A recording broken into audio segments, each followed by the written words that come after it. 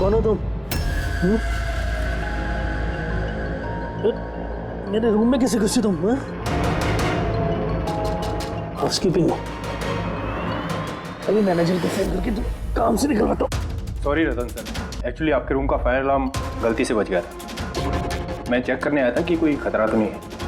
मैंने दरवाज़ा नॉक किया था पर शायद आप सो रहे तो इसलिए खोला नहीं, इसलिए मुझे मास्टर की यूज़ करके अंदर आना पड़ा। Are you fine? I am fine, गो।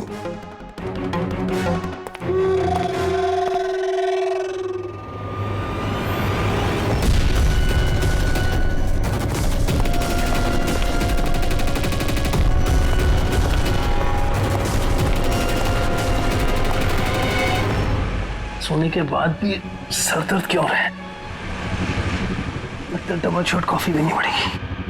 हाँ लिशा, काम हो गया। Great job. अब फटाफट वहाँ से निकलो, होटल का एक्चुअल स्टाफ 5 मिनट में वहाँ आ जाएगा। हाँ ठीक है, मैं निकलता हूँ, bye.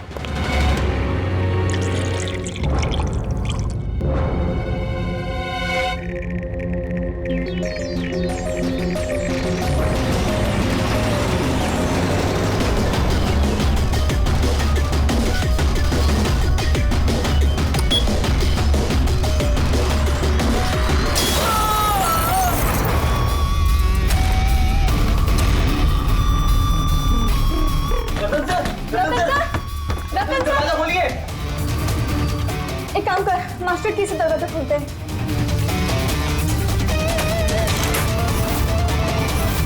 Ratan sir, Ratan sir, Ratan sir!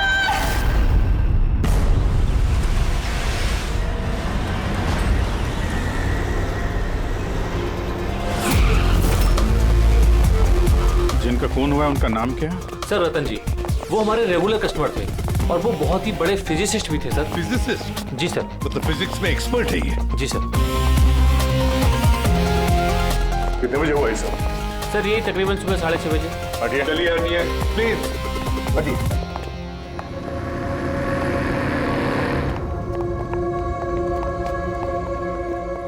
My God, my God, इसके छाती में तो इतने सारे डांस घुसे हैं। अगर इसकी मौत ये माइक्रोवेव ओवन ब्लास्ट होने की वजह से हुई है तो ये 1 2 3 4 6 डार्ट इसके शरीर में क्या कर रहे हैं?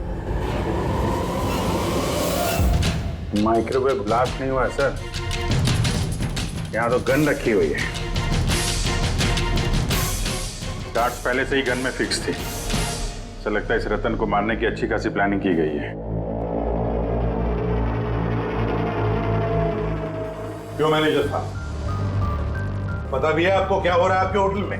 आपके होटल के गेस्ट को किसी ने मारने की प्लानिंग की, माइक्रोवेव में ये डार्ट लगाकर। सर मैं खुद सरप्राइज हूँ कि ये सब क्या हो रहा है। यहाँ तुम्हारे होटल के रूम में एक मर्डर हुआ है, इसकी जवाबदारी आपके होटल की है और आपकी। पर सर आप बताइए, हम अपने कस्टमर को क्यों मारेंगे? जोया, जोया तुम बताओ ना सर को। सर के चेक इन करने के पहले तुमने कमरा ठीक से देखा था ना? जी सर। सर पूछिए ना सर कल रात 11 बजे सर चेक इन किए थे होटल में। 10:30 बजे मैंने खुद चेक की थी कि सामान सब कुछ ठीक है कि नहीं, और माइक्रोवेव में उस वक्त कुछ डार्ट्स वगैरह नहीं थे।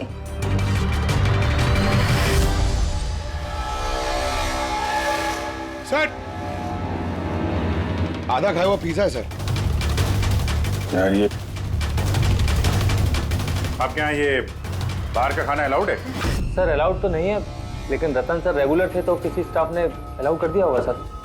यार स्टाफ में कौन था जब ये पिज्जा कमरे के अंदर लाया गया? हा? क्या हुआ? हमारे सवाल शुरू हुए तो तुम्हारी जुबानें बंद हो गई। सीसीटीवी फुटेज देखना है हमें। रात 10:30 बजे से सुबह 6 बजे तक जो कुछ भी हुआ उन्हीं 7.5 घंटों के बीच में ही हुआ है।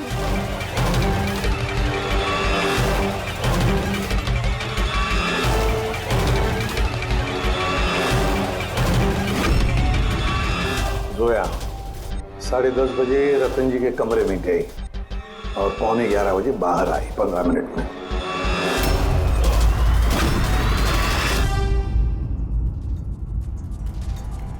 ग्यारह बज के 11 मिनट पे ही रतन कमरे में गया। फॉरवर्ड करना सर।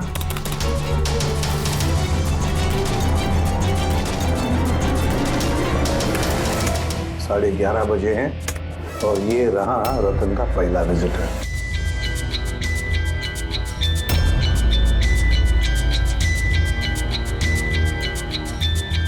अरे 5 मिनट में बाहर भी आ गया। काफी गुस्से में भी लग रहा है। कौन है? सर ये अमित है, रतन सर के भाई। पहली बार आए थे होटल में।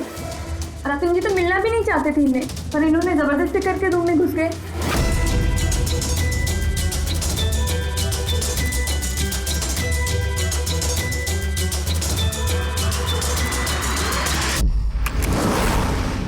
अच्छा, वो पिज्जा कमरे के अंदर ऐसे गया सर।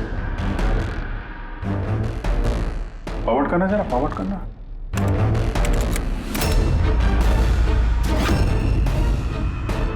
ये निकली स्टॉप 2 बजे। 12:30 बजे ये अंदर जाती है पिज्जा लेके और 2 बजे बाहर आती है। कौन है ये औरत? हैं? सर इनका नाम शमिता है। ये रतन जी की बहुत खास दोस्त है। लगभग हर वीकेंड में आते हैं उन्हें मिलने के लिए।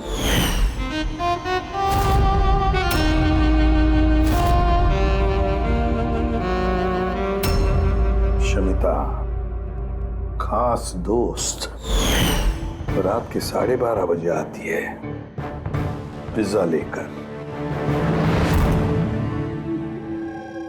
रतन को आखिरी कॉल किसी शमिता नाम की लड़की ने किया था और उससे पहले किसी अमित ने। सर। हाँ पंकज, एक सेकंड, ये पासपोर्ट देखिए सर। इस पे ये कैम्बी का वीजा लगा है। तो सर ये बॉम्बे से कैम्बी जाने का टिकट। फोटो तो उसी की है पर नाम रतन नहीं है, दिग्विजय कुमार।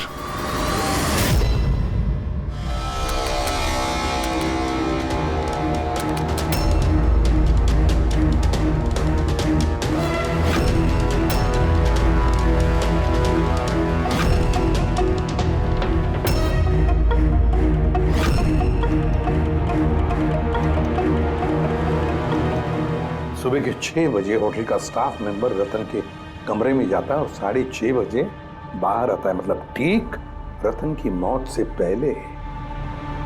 कौन है ये स्टाफ मेंबर? पता नहीं सर। क्या आप अपने स्टाफ वाले को नहीं पहचानते हैं? सर ये स्टाफ का आदमी नहीं है, मैं पता करवाता हूँ सर। मुकुल ये जाकर देखो ये आदमी कौन है, कोई नया स्टाफ आया है क्या? सर एक बात समझ में नहीं आ रही। ये रतन एक फिजिसिस्ट था, देश के स्पेशलाइज्ड स्पेस प्रोग्राम पे काम कर रहा था। नकली पासपोर्ट बनाने की क्या जरूरत? वही तो, कोई किसी फिजिसिस्ट को मारने के लिए इतनी लंबी प्लानिंग क्यों करेगा? पूर्वी ये लैपटॉप चेक करो सर रतन का। सर हाँ, मैंने सारा रिकॉर्ड चेक कर लिया। ये बंदा होटल के किसी भी डिपार्टमेंट में काम नहीं करता है, इवन वो स्टाफ का भी नहीं था सर। सर मुझे लगता है वो बाहर का ही था। ये लो, कोई बाहर का अनजान आदमी आपके यहाँ आता है, होटल का स्टाफ बन के घूम रहा है, ये आपकी सिक्योरिटी है?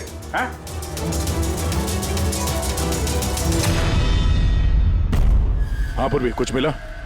हाँ सर, लैपटॉप हैक किया तो कुछ सीक्रेट फाइल्स मिली हैं। ये कुछ खुफिया इंफॉर्मेशन है, देश की सुरक्षा से कनेक्टेड। माय गॉड, ये क्या हुआ? सर ये खुफिया इंफॉर्मेशन रतन किसी को बेचना चाह रहा था। ये देखिए, इस डील से रिलेटेड मेल्स भेजे उसने किसी को। ये देखिए, ये सारे हैं। एग्जैक्टली ये खुफिया इंफॉर्मेशन क्या है जो रतन बेचने वाला था?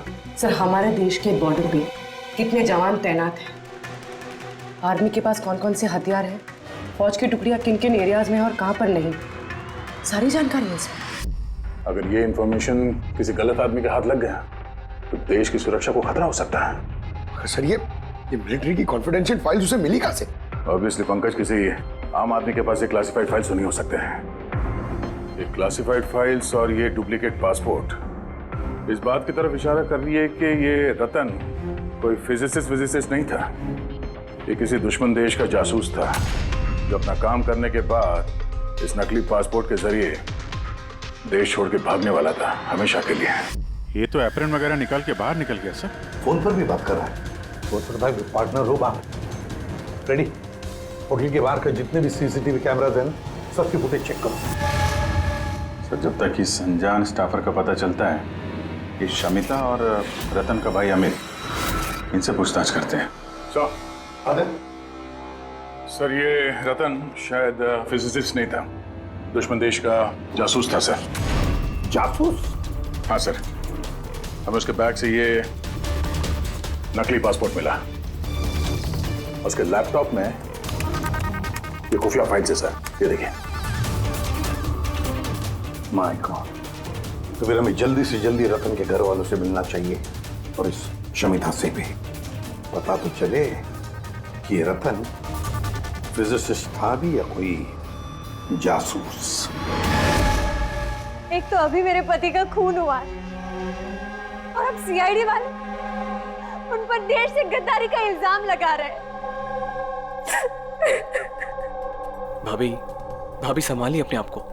वैसे ही भाई साहब की मौत के सदमे से आपकी तबीयत खराब है। मिस्टर अमित, आपसे भी कुछ सवाल करना है हमें। आप लोग एक साथ एक ही घर में रहते हैं, तो कल रात अपने भाई के पीछे पीछे होटल रूम में क्या करने गए थे आप? मैंने ही भेजा था उन्हें वहां। तुमने भेजा? किस लिए? क्योंकि रतन भाई साहब पूरी प्रॉपर्टी अपने नाम करके हमें घर से निकालना चाहते थे। वसीयत के पेपर के साथ भी छेड़छाड़ की थी उन्होंने, और अपने भाई का तो उन्हें कोई लिहाज ही नहीं था। ये तुम क्या कह रही हो दिया? भाभी प्लीज। ये सारी बातें यहाँ पर हो सकती थी घर में, उसके लिए होटल में जाने की क्या जरूरत थी? सर लड़ाई झगड़ा करके हम घर का माहौल नहीं खराब करना चाहते थे, और रतन भाई साहब इस टॉपिक को कई दिनों से अवॉइड कर रहे थे, इसलिए मुझे लगा कि होटल में जाके बात करना ही ठीक रहेगा। मगर कमरे से तो तुम बहुत जल्दी वापस आ गए थे, इतनी जल्दी बात हो गई? सर होटल के कमरे में भी बात हो नहीं पाई थी। भाई साहब बहुत नींद में थे और थके हुए थे, इसीलिए चिड़चिड़े भी हो गए थे, और गुस्से में आके मैं भी वहां से निकल गया। इतना बड़ा घर है फिर भी होटल में जाके ठहरते थे हैं? सर रतन काफी इंट्रोवर्ट थे, उन्हें अकेलापन चाहिए होता था ताकि वो अपने काम में ज्यादा ठीक से ध्यान लगा सके। घर में भी होते तो अक्सर वो अपने कमरे में ही होते थे।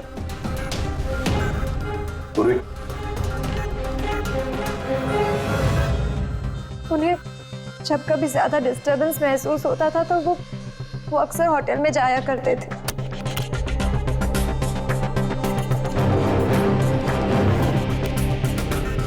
ये शमिता कौन है?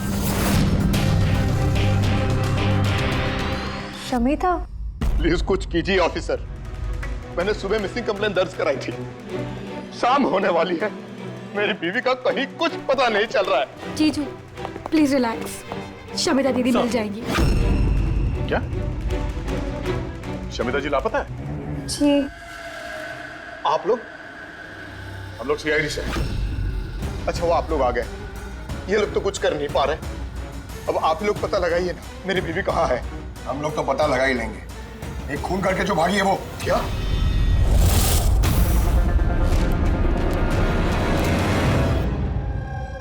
कहने के लिए तो रतन मेरे पति थे,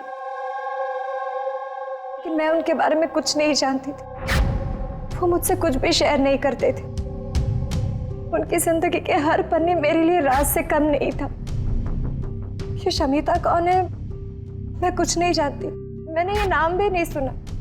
यहाँ तक कि वो क्या करते हैं, क्या काम करते हैं, मुझे कुछ नहीं पता। ये उस होटल कॉरिडोर की फुटेज। कल घर से कहाँ जाने के लिए निकली थी शमिता? अब घर से तो ऑफिस के लिए ही निकली थी, मगर ऑफिस से निकलने के बाद कहाँ गई कुछ पता नहीं चल रहा है। अच्छा कल डिनर में क्या खाया था रतन ने? प्लेन चीज पिज्जा।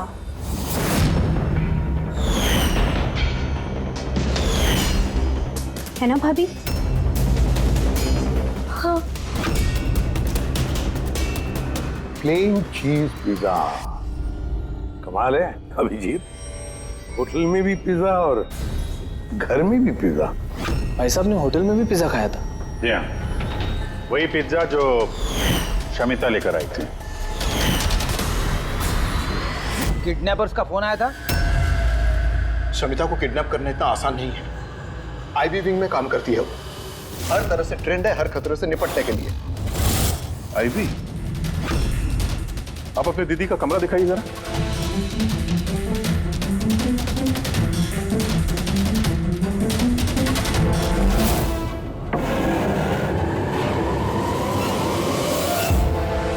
सर, ये है दीदी का कमरा।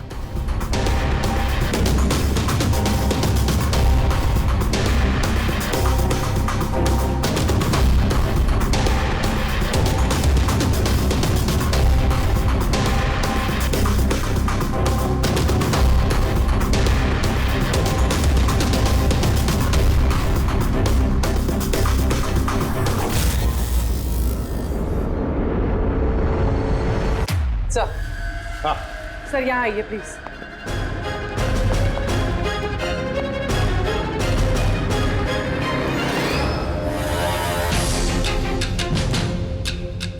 ये लो, कमरे के अंदर कमरा। सर इधर आइए। ये कंप्यूटर हैक हुआ है सर। एक काम करो, पूरे घर की तलाशी लो। गाड़ियां, विग्स। ओहो, प्रोस्थेटिक्स। अभिजीत, देखा है सर? हाँ सर। और ये लॉकर में क्लासिफाइड फाइल्स। लगता है काफी समय से जासूसी चल रही है इसकी। सिर्फ इतना ही नहीं सर, कोई तो है जो रतन पे नजर रखे हुए था। उसकी कंप्यूटर की एक एक एक्टिविटी को मॉनिटर कर रहा था। ये कंप्यूटर हैक है। कौन हैकर है पता लगा?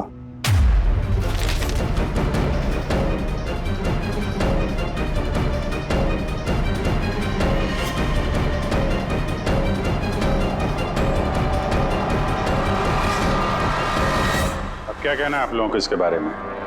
एक ही छत के नीचे रहते थे आप लोग रतन के साथ, और इस बारे में आप लोगों को भनक भी नहीं है? सर, भनक कैसी लगती सर? रतन भाई साहब तो अपने कमरे में किसी को घुसने भी नहीं देते थे। और यहाँ तक कि सर काम वाली को भी नहीं, सफाई वगैरह भी वो खुद ही किया करते थे। फिर जस्मीन जी, आपका क्या कहना है? हैं? ये तो बेडरूम के अंदर का ही तो कमरा है। सर, मैंने आपसे कहा ना, मुझे कुछ नहीं पता। अरे ये कब और कैसे? तो शमिता घर पे नहीं है सर, लापता है वो। आईबी ब्यूरो में काम करती है सर। हमने उसका लैपटॉप चेक किया। पूर्वी को रतन के लैपटॉप पे जो खुफिया इंफॉर्मेशन मिली थी सर, वो सारी इंफॉर्मेशन यहाँ शमिता के लैपटॉप में भी है। ये जानकारी लीक करके देश छोड़ के भागने का इरादा था। ये शमिता आईबी में नौकरी करती थी, इसका मतलब है वो देश की सारी खुफिया जानकारी उसके पास थी, जो वो रतन को देती थी, और रतन ये दुश्मन देशों को दे देता था। दोनों पैसे कमा रहे थे इसके ऊपर। हाँ सर, मगर इस बार उसने डबल क्रॉस कर दिया रतन को। उसने उसे जान से मार दिया और मार के यहाँ से भाग गई। या सारे के सारे सबूत इकट्ठा करो और ब्यूरो में लेकर आओ।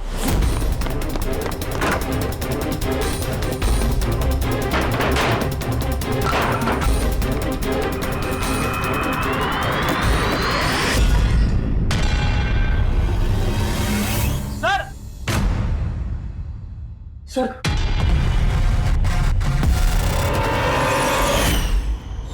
शमिता?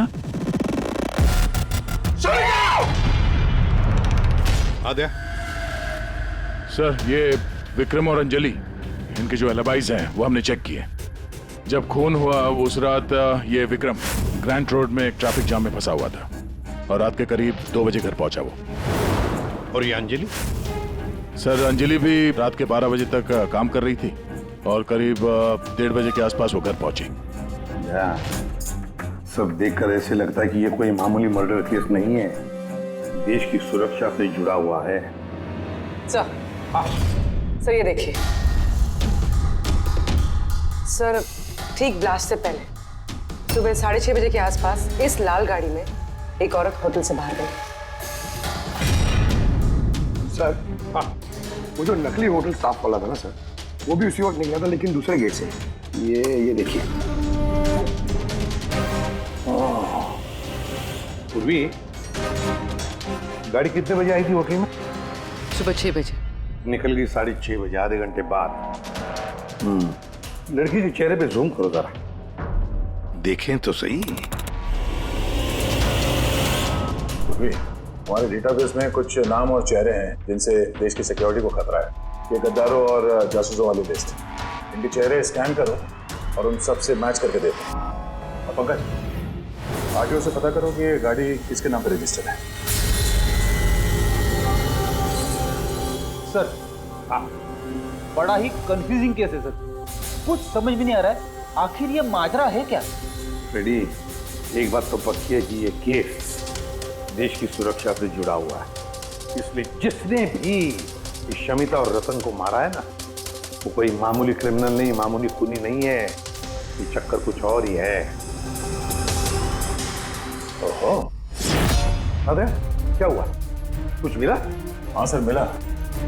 ये आदमी और औरत उस लिस्ट में नहीं है देश के गद्दारों वाली, बल्कि उन लोगों की लिस्ट में है जो देश से गद्दारी करने वालों को पकड़ के खत्म करते हैं सर। ये दोनों आईबी ऑफिसर्स हैं, अलीशा और ईशान। ऐसे भी प्रद्युम्न, मैं आपकी बहुत इज्जत करता हूं, इसलिए मैं कुछ नहीं कह रहा। अगर यही इल्जाम किसी और ने लगाया होता तो वो ऑफिसर अब तक बहुत पछता रहा होता। शेखर जी, आप आईबी के हेड हैं, इसलिए वो ना आपका ये धमकी भरा रवैया मैं भी बर्दाश्त नहीं करता। एसीपी साहब, मैं धमकी नहीं दे रहा हूं, आपके इल्जाम का जवाब दे रहा हूं। आपने बड़ी आसानी से हम पर रतन और शमिता के खून का इल्जाम लगाया है। क्या आपको लगता है कि वो देश के गद्दार थे और इसीलिए हमने उनको मार डाला? मैं इल्जाम नहीं लगा रहा, मैं साफ साफ पूछ रहा हूं कि क्या जो कुछ भी हुआ वैसा ही हुआ? देखिए सर, हम लोगों को पता है कि आप लोग जानते थे कि ये दोनों देश के सुरक्षा से संबंधित कुछ खास जानकारी दुश्मनों को बेचने वाले थे। और हमें यह भी पता है शेखर जी कि जिस वक्त रतन का खून होने वाला था, उस वक्त ईशान और आलिशा वहां उस होटल में मौजूद थे। रतन का खून होने से कुछ मिनटों पहले ही ईशान रतन के कमरे में गया था। शमिता रतन के कमरे में पिज्जा लेकर गई थी, एक ऐसा पिज्जा शायद जिसमें बेहोशी की दवाई थी। हा? तो आप लोगों ने शायद उससे कुछ ऐसा कहा होगा कि हमारे लिए काम कर दो और रतन को मार दो, तो आप लोग उसे छोड़ दोगे। क्यों? मगर वो अलग बात है कि उससे पहले शमिता मारी गई खुद अपने ही घर में।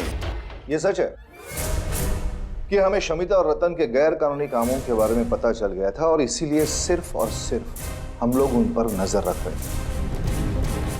कुछ ऐसी कहानी सुनाइए शेखर जी जिस पर यकीन किया जाए। सर प्लीज, आप शेखर सर से इस तरह बात नहीं कर सकते। और तुम भी एसीपी साहब से इस तरह से बात नहीं कर सकते। Relax boys. अलीशा, तुम ही बताओ, तुम दोनों उस दिन होटल पे क्यों गए थे? सर, रतन के लैपटॉप से उन फाइल्स की कॉपी बनाने जो उसने दुश्मन देश को ईमेल कर दिया था, ताकि हमें ये पता चल सके कि हमारी कौन कौन सी खुफिया इंफॉर्मेशन उन तक पहुंच चुकी है। तो अब तसल्ली हो गई आपकी? हमारा मकसद सिर्फ नजर रखना था, मारना नहीं था। हाँ, लेकिन अगर जरूरत पड़े और हमारे पास ऑर्डर्स हो तो ऐसे देश के गद्दारों को मारने के लिए हमें आपके परमिशन की जरूरत नहीं है। सर फिलहाल तो टेंशन वाली बात यह है कि जिस किसी ने उन दोनों को मारा है तो उसके हाथ देश की खुफिया जानकारी लग गई होगी। वो ये जानकारी जिसे मर्जी दे सकता है, दुश्मनों को, आतंकवादियों को या किसी और को भी। हाँ, अगर हमें वो इंसान मिल गया जिसने उन दोनों को मारा है और जिसके पास देश की खुफिया जानकारी है, तो हम उसे मारने में भी हिचकिचाएंगे नहीं। और हमें पूरा यकीन है कि आईबी के पहुंचने से पहले सीआईडी उस तक पहुंच जाएगी। ऐसे भी प्रद्युम्न, अपने ऑफिसर को समझाइए कि ये वक्त एक दूसरे को चुनौती देने का नहीं है, बल्कि मिलकर साथ काम करने का है।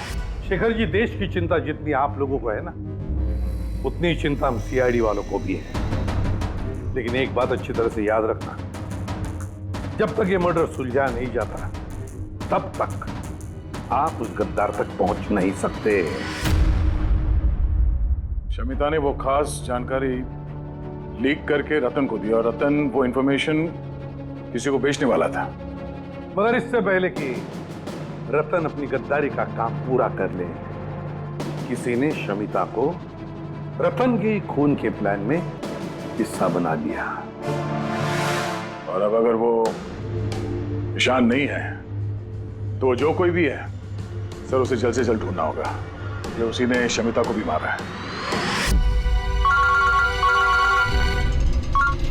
हाँ, बोलता हूं क्या क्या सारुण के, अब क्या नया चक्कर है तेरा? क्यों? जब हम लोगों ने अपनी आंखों से उस सीसीटीवी फुटेज में देखा है कि रात के 12:30 बजे शमिता वहां होटल के कॉरिडोर में थी, तो तू कह रहा है कि वो शमिता नहीं थी? कौन हो सकता है? रतन की मौत कैसे हुई? रतन की मौत हुई जहर की वजह से। वो डार्ट जो हमें रतन की बॉडी में से मिला है, उस पर इतना जबरदस्त जहर लगा हुआ था कि सेकंड्स में ही रतन की मौत हो गई। और सर पॉइंट नंबर 2, इस माइक्रोवेव में डार्ट फिक्स करने के लिए खूनी को पूरा टाइम मिला होगा, क्योंकि ये नशीला पिज्जा खाने की वजह से वो बेहोशी की हालत में पड़ा होगा। बस जो नशीली दवाई हमें पिज्जा में मिली है, उसी नशीली दवाई के ट्रेसेस हमें रतन के पेट में से। हाँ, अभी पूरे इंग्रेडिएंट्स को अच्छी तरह से चेक नहीं कर पाया हूँ, लेकिन यार सामने मैंने सब कुछ मान लिया, बस सब कुछ मान लिया, लेकिन पहले ये बता, इन सारी चीजों का शमिता के वहां होटल में ना होने से क्या कनेक्शन? बता रहा हूँ, वही बता रहा हूँ बॉस। शमिता डायबिटीज की पेशेंट थी, शक्कर की बीमारी। शमिता की मौत हुई है किसी मिलावट वाले इंसुलिन के इंजेक्शन की वजह से। और सबसे इंपॉर्टेंट बात, शमिता का मौत का टाइम है रात को 10 से 12 के बीच का। क्या? एग्जैक्टली। तो 12 बजे तक अगर वो मर चुकी थी, फिर 12:30 बजे वो हमें होटल में कैसे दिख सकती है? तो अगर शमिता ने रतन को नहीं मारा और अमित, ईशान और अलीशा ने भी नहीं मारा, तो फिर रतन को मारा किसने? और फिर वो फुटेज में जो औरत हमने देखी थी, अगर वो शमिता नहीं थी तो फिर कौन थी? शमिता। एसीपी साहब, आप शायद नहीं जानते कि मैं कितनी बड़ी टेंशन में हूं। अगर वो खूनी नहीं पकड़ा गया जिसने रतन और शमिता को मारा है, तो देश कितनी बड़ी मुसीबत में फंस सकता है, ये आप नहीं जानते। मैं अच्छी तरह से जानता हूँ शेखर जी, बहुत अच्छी तरह से जानता हूँ, लेकिन एक बात अच्छी तरह से याद रखिए, हम देश पर कोई भी आंच आने नहीं देंगे। उससे पहले ही हम खूनी को पकड़ लेंगे। सर, वो खूनी की आइडेंटिटी हमें वो ईमेल से मिल सकती है सर, जो रतन और शमिता ने एक दूसरे को भेजा है। अब कैसे? मुझे तो ये भी लगता है कि जरूर कोई आसपास वाला ही है, जिसे शमिता और रतन, इन दोनों की छोटी सी छोटी आदतों के बारे में पूरी जानकारी थी। हाँ सर, जैसे कि सुबह उठते ही रतन का माइक्रोवेव में कॉफी बनाना और शमिता को इंसुलिन के इंजेक्शन पहुंचा देना, वो तो कोई पास वाला ही आदमी कर सकता है। और खूनी को ये भी पता था कि ये अंजलि और विक्रम रात 1 बजे से पहले घर आने वाले नहीं है। आखिर खूनी कौन हो सकता है सर? सर, एक बात समझ में नहीं आ रही सर। ये रतन और शमिता एक दूसरे को 2 सालों से जानते हैं, मगर गद्दारी करने का इन्होंने ये 3 हफ्ते पहले ही सोचा, ऐसे अचानक? हाँ सर, बात थोड़ी अजीब तो है। इन 3 हफ्तों के पहले इनका कोई रिकॉर्ड तो नहीं रहा खुफिया खबर के एक्सचेंज को लेकर। इस सबका तीसरे गद्दार से क्या लेना देना? We are running out of time. हाँ सर, हमने सारे सुरागों के ताले खोल दिए, लेकिन हमें वो दरवाजा नहीं मिल रहा जो हमें तीसरे जासूस तक ले जा सके। तीसरा दरवाजा है, ये तीसरा दरवाजा हमें उस जासूस तक ले जाएगा। कौन सा? उस दरवाजे का नाम है पिज्जा। पिज्जा, वो औरत जो बड़े बड़े काले चश्मे और घुंघराले बाल का विग पहनकर घूमती है ना, शमिता बनकर, उसने उस दिन पिज्जा लाया बाहर से होटल के अंदर। और उसने ऐसा इसलिए किया क्योंकि उसे वो नशीली दवाई मिलानी थी पिज्जा में। अगर होटल में ऑर्डर करती तो उसे मौका नहीं मिलता और ना ही वक्त मिलता वो नशीली दवाई पिज्जा में मिलाने के लिए। और होटल वालों ने कुछ नहीं बोला क्योंकि वो लोग उसे जानते थे। दया, होटल दे रॉयल के आसपास इस पिज़्ज़ालो ब्रांड के पिज्जा की कितनी दुकानें हैं पता लगाते हैं, सब कुछ साफ हो जाएगा।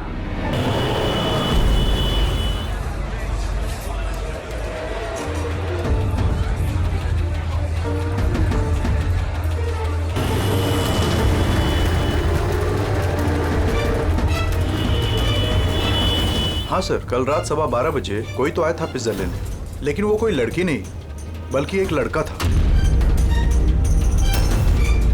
इन दोनों में से कोई था?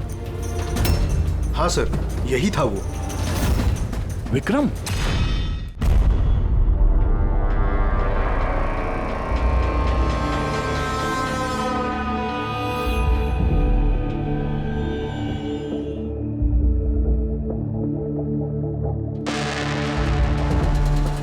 चक्कर क्या है? अरिका, एक मिनट आओ। यस। अरिका, ये दोनों स्लाइड्स में पिज्जा के सैंपल्स हैं। इसमें वो है जो हमने उसके पेट में से निकाला है। दूसरा ये पिज्जा का वो टुकड़ा है जो एक्चुअल है, जो टेबल पे रखा हुआ था। जरा देखो दोनों। सर, इट्स ऑब्वियस ना कि यही वाला पिज्जा खा के रतन वो बेहोशी वाली नींद सोया था। इसमें देखना क्या है? Do you think I am a fool? No क्या पे? अरे कोई वजह होगी तभी तुम्हें दिखा रहा हूँ ना। प्लीज देखो ना। Of course sir. Just see it. हाँ हाँ सर, हाँ।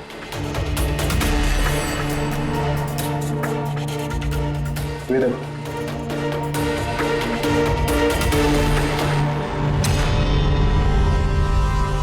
क्या? इसका मतलब रतन ये पिज्जा खा के बेहोश नहीं हुआ है? Exactly, वही दिखाना चाहता था मैं तुम्हें।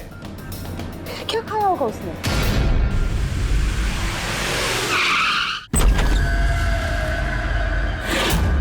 विक्रम, विक्रम, उसे क्या हो गया? विक्रम, जल्दी एम्बुलेंस को फोन करो।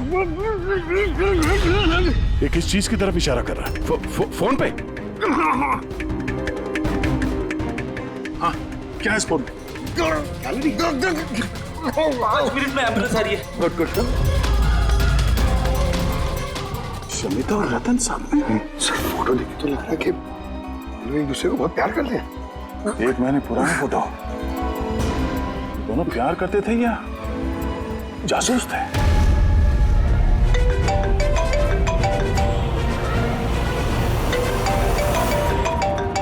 हाँ डॉक्टर साहब। अरे यार, इस केस में तो नया ही पेज फंस गया। अब क्या हुआ?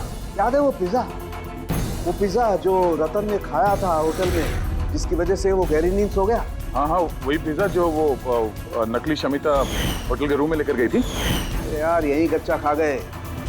दरअसल रतन उस पिज्जा को खाने की वजह से बेहोश हुआ ही नहीं। रतन बेहोश हुआ है किसी और चीज को खाने की वजह से, जो शायद उसने होटल में आने से पहले ही खा ली। होटल में आने से पहले? अभिजीत ने बताया था कि होटल आने से पहले रतन ने पिज्जा ही खाया था। अच्छा, कल डिनर में क्या खाया था रतन ने? प्लेन चीज पिज्जा, है ना भाभी? हाँ।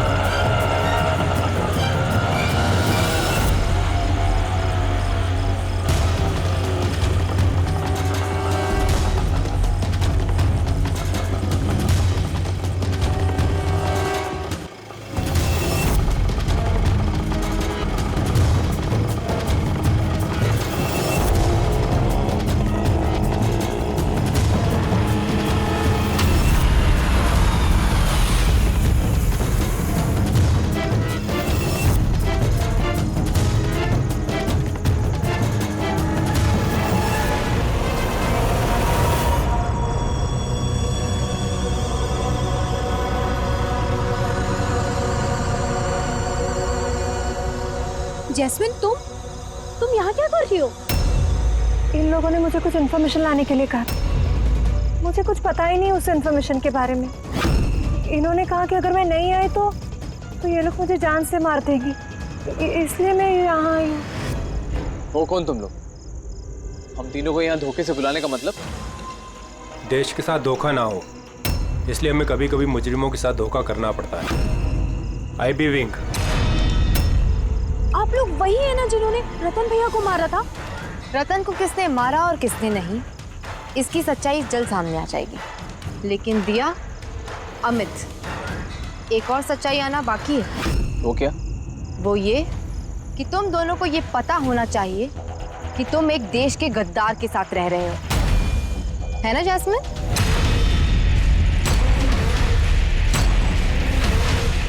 What nonsense! तुम लोग मुझे देश का गद्दार कह रहे हो? रतन को बेहोशी वाला खाना तुमने खिलाया था ना, जिसकी वजह से उसकी बाद में मौत हो गई। अब तुम्हारी भलाई इसी में है कि तुम जल्दी से अपना जुर्म कबूल कर लो। क्या कह रहे हो तुम लोग? मैंने ऐसा कुछ नहीं किया है। कौन सी बेहोशी वाली दवाई? मैं अपने पति को क्यों मारूंगी? हाँ, क्यों उसे बेहोशी वाली दवाई दूंगी? हमें तुम चुप क्यों? हाँ, तुम उस दिन मेरे साथ थे ना जब मैंने रतन को खाना दिया था? तो फिर तुम कुछ क्यों नहीं बोल रहे? चुप क्यों? कुछ तो बोलो ना। सारी कोशिशें बेकार है जस्मीन।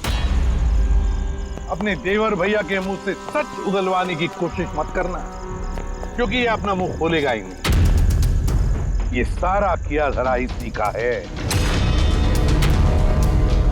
विक्रम को जानते हो? कौन विक्रम?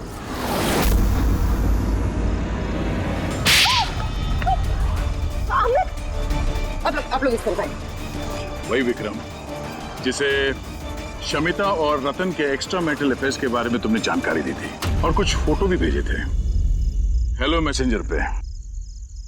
ये देखो, डिस्प्ले पिक्चर में तुम्हारा चेहरा है। कुछ याद है? ये क्या? शमिता और रतन के फोटोग्राफ्स विक्रम को हेलो मैसेंजर ऐप से जैस्मिन ने किसी और ने भेजा। अमित, देश को नुकसान पहुंचाने का मेरा कोई इरादा नहीं था सर।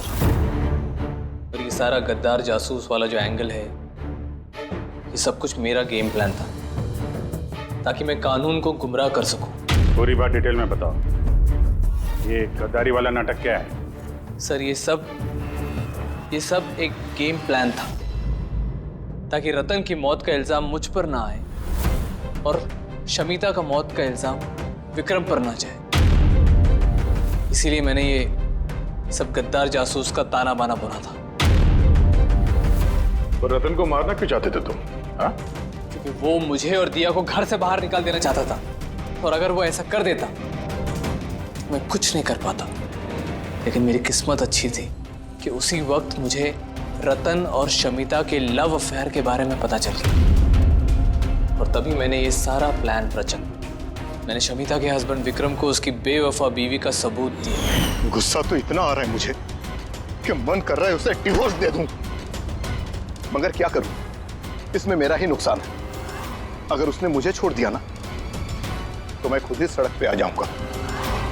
तो डिवोर्स मत दो, कुछ उससे भी बड़ा सोचो। मार डालें उन्हें। फिर मैंने और विक्रम ने रतन और शमिता के कंप्यूटर पे उनके नाम से ईमेल अकाउंट्स बनाए।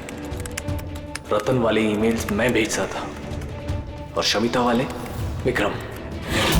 उस रात होटल में विक्रम ही नकली शमिता बनकर गया था। जब वो कमरे में पहुंचा तो उसने देखा कि रतन गहरी नींद में है। बस फिर उसने माइक्रोवेव में डार्ट्स फिट किए, थोड़ा सा पिज्जा खाया, नशीली दवाई मिलाई और फिर कमरे में से चला गया।